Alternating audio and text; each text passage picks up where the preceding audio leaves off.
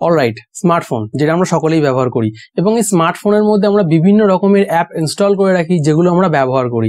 কিন্তু অনেক সময় আমাদের প্রিয় পছন্দের অ্যাপটি ইনস্টল করার সময় মানে নতুন করে কোনো অ্যাপ গুগল প্লে স্টোর থেকে ইনস্টল করার সময় ফোনের স্ক্রিনে এরকম একটা পপ আপ চলে আসে এবং এখানে লেখা থাকে যে তোমার ফোনের যে স্টোরেজ সেটা ফুল হয়ে গেছে এবং নতুন করে কোনো অ্যাপ ইনস্টল করা যাবে না।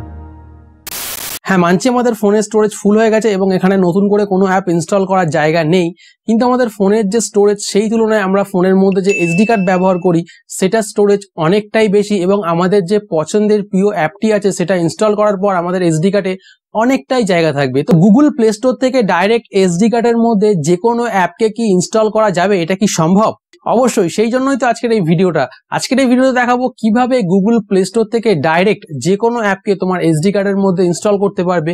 তো ভিডিওটা অবশ্যই শেষ পর্যন্ত দেখো, কারণ আজকের এই ভিডিওটা ভীষণই মজাদার হতে চলেছে। তোমরা দেখছো স্টেক বেঙ্গলি, আমি সাকলিন। ভিডিও শুরু করা যাক। প্রথমে ফোনের সেটিংস অপশনটি ওপেন করতে হবে এবং এখান থেকে স্ক্রল ডাউন করে একদম নিচে এসে অ্যাবাউট ফোন যে অপশনটি আছে তার উপর ক্লিক করতে হবে। এখান দিয়ে সফটওয়্যার ইনফরমেশন এবং এখানে এসে 5 নম্বর অপশন বিল্ড নাম্বার, এটির উপরে 6 থেকে 7 বার ক্লিক করতে হবে। এই প্রসেসটি বললাম শুধুমাত্র স্যামসাং এবং অন্যান্য ফোনের জন্য, কিন্তু যদি রেডমির ফোন হয়ে থাকে তাহলে MIUI ভার্সন দেখতে পাবে, সেটির উপর 6 থেকে 7 বার ক্লিক করতে হবে। পর নিচে নোটিফিকেশন পেয়ে যাবে ডেভেলপার অপশনটি এনেবল করা হয়েছে। আমার এখানে আগের দিয়ে এনেবল করা আছে বলে নোটিফিকেশন আসছে নো অলরেডি এনেবল। এবার সিম্পলি এখান দিয়ে ব্যাক করে অ্যাডিশনাল সেটিং এ আসতে হবে এবং এখানে স্ক্রল ডাউন করে একদম নিচে আসলে অপশন পেয়ে যাবে ডেভেলপার অপশনস। এখানে একটু বলে রাখি, অপশনগুলি প্রত্যেকটি ফোনের মধ্যে একই জায়গায় নাও থাকতে পারে, একটু খুঁজে নেবে। ডেভেলপার অপশনের উপর ক্লিক করার পর তুমি যদি নতুন ডেভেলপার অপশনটি এনেবল করে থাকো তাহলে এটা অফ থাকবে, এটাকে অন করে নেবে। আমার যেহেতু আগে দিয়ে ডেভেলপার অপশনটি এনেবল করা ছিল সেজন্য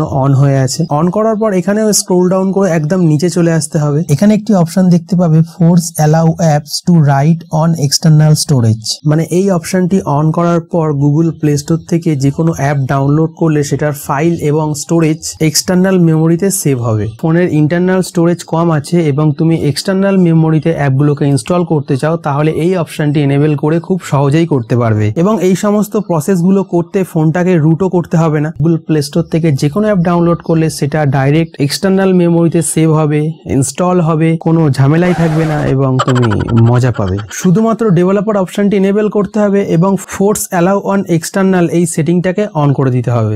সো বন্ধুরা, আজকে ভিডিওটা এই পর্যন্ত। ভিডিও কেমন লাগলো অবশ্যই কমেন্ট করে জানাও। ভিডিওটি শেয়ার করো তোমার সমস্ত বন্ধু বান্ধব প্রিয়জনদের সঙ্গে, স্পেশালি যাদের এরকম স্টোরেজ প্রবলেম আছে তোমার জানা আছে তাদের সঙ্গে বিশেষ করে শেয়ার করো।